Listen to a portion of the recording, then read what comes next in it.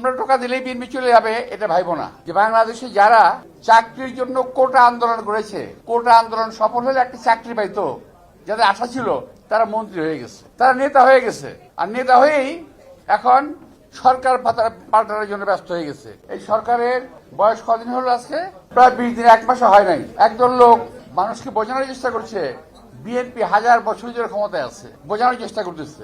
একদল লোক রাস্তা ভাঙা দেখলে বলে হাই হাই বিএনপির সময় রাস্তা ভাঙা। একদল লোক সিলেটে গিয়ে বলে এই সিলেটে এরকম তারেক রহমান সাহেবের শ্বশুরবাড়ির রাস্তাঘাট ভাঙা। আশ্চর্য ব্যাপার, আমরা 1 মাস হলো মাত্র ক্ষমতা, 1 মাস হয় নাই, এখন রাস্তা ভাঙা তো তোমাদের গভর্নমেন্টের সময় হয়েছে। সাবেক যে গভর্নমেন্ট সরকার ছিল, ইউনূস সরকার, এটা তো তোমাদের সরকার, মনে নাই? তোমরা অ্যাপয়েন্টমেন্ট দিয়েছিল ইউনূস সরকারকে। এই এদেরকে দেওয়া অ্যাপয়েন্টমেন্টের সরকারের সময় এই দেশের অর্থনীতি, রাস্তাঘাট, ব্যবসা বাণিজ্য সমস্ত কিছু তছনছ হয়ে গেছে। আওয়ামী লীগের সময় যথেষ্ট ক্ষতি হয়েছে দেশের, আর তোমাদের এই সরকারের সময় দেশের আরো বেশি ক্ষতি হয়ে গেছে। তবে লাভ হয়েছে একটা, কি জানো? লাভ হয়েছে তোমাদের চেহারায় কিছু জৌলুস এসেছে, জৌলুস চকচকে হয়ে গেছে, আর আগের মতো নাই।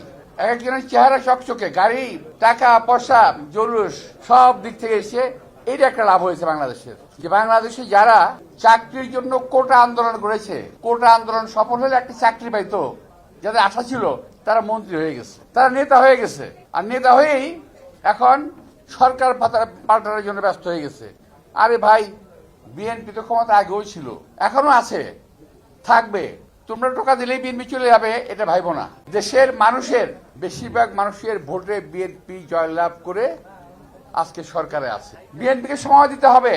18 মাসে যা ক্ষতি হয়েছে, 18 বছর যে ক্ষতি হয়েছে, সেটা 18 দিনে সম্ভব না, 18 মাসে সম্ভব না। আমাদের নেতা তারেক রহমান সাহেব চেষ্টা করছেন, পরিশ্রম করছেন, আমরাও কাজ করছি, আপনারা কাজ করছেন, এবং এর মধ্যে মানে কি জানি বলে একটা বিস্ফোরা, মানে গোদের উপরে বিস্ফোরা, এরকম করে একটা চলে আসলো একটা যুদ্ধ সামনে। এই যে যুদ্ধ, এই যুদ্ধ দেশটাকে আরো কত ক্ষতিগ্রস্ত করবে কে জানে, আল্লাহ বলতে পারবে। এটা আমাদেরকে এখন সবাইকে মিলে আল্লাহর রহমত কামনা করা উচিত। সবাই মিলে আসুন, আমি যে কথাগুলো বলছি এই কথাগুলো যেন আমাকে বলতে না হয়। আপনারা এমন কোনো কথা বলেন না যাতে আমাদেরকে এটা জবাব দিতে হয় খারাপ ভাবে। আমরা কখনো আর ঝগড়াঝাড়ি রাজনীতি করতে চাই না। বাংলাদেশে বহু হয়েছে,